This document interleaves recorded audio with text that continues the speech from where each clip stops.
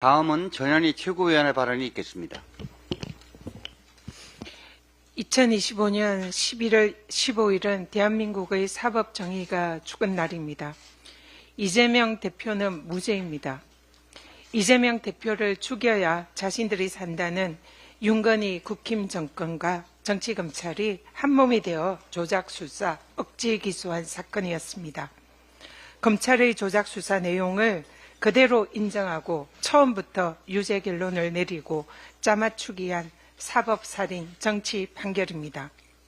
자력으로 정권 재창출이 불가능한 윤건희 국힘 정권이 최고의 걸림돌인 이재명 대표 죽이기에 정치검찰의 동원에 이어서 대한민국의 사법정의마저 말살하고 있습니다.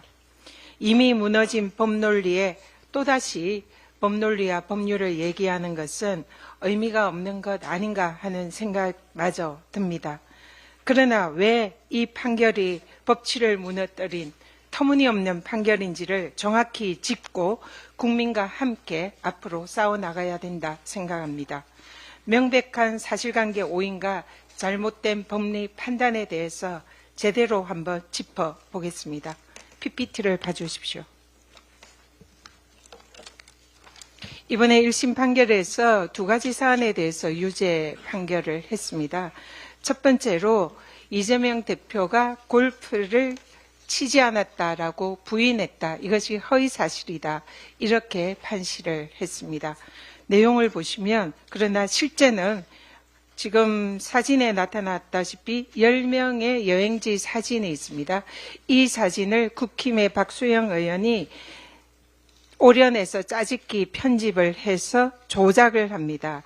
그래서 이재명 대표의 실제의 발언은 10명의 단체 사진 중에서 4명의 사진을 오려내어서 사진을 조작하였다라는 취지의 발언이 실제 발언입니다. 그런데 법원은 이 발언을 가지고 김문기와 골프를 치지 않았다라는 발언으로 해석합니다. 명백히 다른 발언이라는 것을 삼척동자도 알 수 있습니다. 이것은 대법원의 기존에 확립된 유추해석 금지 원칙에 위배한 위법적인 판단입니다. 대법원은 사실관계를 법관이 판단할 때에 피고인에게 불리하게 확대 해석이나 유추 해석을 금지한다는 것을 많은 대법원 판례에 적시를 하고 있습니다. 그러므로 명백한 위법적인 판단이다라는 것을 말씀드립니다. 두 번째는 백현동 사건에 대한 유죄 부분입니다. 이 판단도 사실관계를 짜집기해서 오인한 조작한 그 사실관계에 기인해서 판단을 한 위법이 있습니다. 이재명 대표의 발언은 두 가지입니다. 국토부, 여기서 주목해야 되는 것은 의무조항 그리고 법률적 근거 두 가지에 우리는 주목을 해야 됩니다. 두 가지 사안은 명백히 다릅니다. 먼저 의무조항은 국토부가 지자체에 용도 변경을 요구할 때에 지자체장은 이를 반영해야 한다라는 것이 의무조항입니다. 그래서 이재명 대표가 국토부가 의무조항을 근거로 반영을 하지 않으면 직무유기라는 협박이 있었다. 그러나 깨를 내어서 여기에 대해서 반영을 해도 전체 반영을 할 필요가 없고 일부 반영만 해주는 식으로 대응을 해서 결국은 용도 변경을 해주지 않았다라고 발언합니다. 그리고 두 번째로 이것은 앞부분은 5개 공공기관 부지 이전과 관련된 사안인데요. 그중에서 식품연구원에 대해서는 이후에 국토부가 다시 공문을 보냅니다.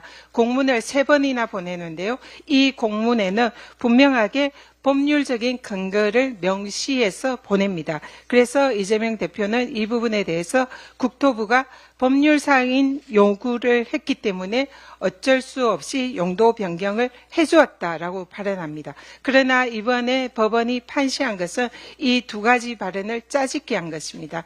국토부가 의무조항을 근거로 직무유기라고 협박을 해서 용도 변경을 해주었다입니다. 이것은 누구나 보더라도 발언을 짜집기 했고 사실과 다른 법원이 조작된 사실관계를 근거해서 판단한 것을 알 수 있습니다. 당시에 식품연구원에 국토부가 보낸 공문을 보시면 이재명 식품연구원에 대해서 국토부는 근거 법률인 국가균형발전법, 혁신도시건설법을 명시를 했습니다. 그리고 이 법에 따라서 용도 변경을 하라는 요구를 했습니다. 그렇기 때문에 이재명 대표는 의무사항이 아닌 법률상 요구이기 때문에 용도 변경을 해준 것입니다. 그래서 이 사실을 두 가지 사안을 짜집기하고 편집해서 조작된 사실관계에 근거해서 판단을 했기 때문에 이것은 명백한 위법적인 판단입니다. 그럼 대법원 판결도 마찬가지로 표현한 사실이 진실과 약간 차이가 있거나 다소 과장된 표현이 있다 하더라도 피고인이 그것을 허위사실 공표를 한 것이라고 볼 수 없다라고 판시하고 있습니다. 대법원 판결에 의해서도 이것은 유추해석 금지 원칙이나 발언의 목적을 추론해서 그 의미를 해석하는 것은 명백한 위법임을 알 수 있습니다. 마지막으로 헌법재판소에 의해서도 판결에 의해서도 이 판결은 명백히 위법입니다. 공직선거법은 후보자의 행위를 처벌하고 있습니다. 헌법재판소도 후보자의 행위이지 제3자의 행위는 처벌 대상이 아니다라고 판시하고 있습니다. 그리고 모든 행위를 처벌하는 것이 아니라 후보자의 자질, 성품, 능력과 관련되어 있는 사안에 대해서만 처벌 대상으로 하고 있습니다. 이 사안은 현재 판결 취지에도 완벽하게 위반되는 판결입니다. 국토부로부터 협박을 받았다라는 것은 국토부의 협박, 즉 제3자의 행위입니다. 제3자의 행위는 앞에서 살펴본 바와 같이 처벌 대상이 아닙니다.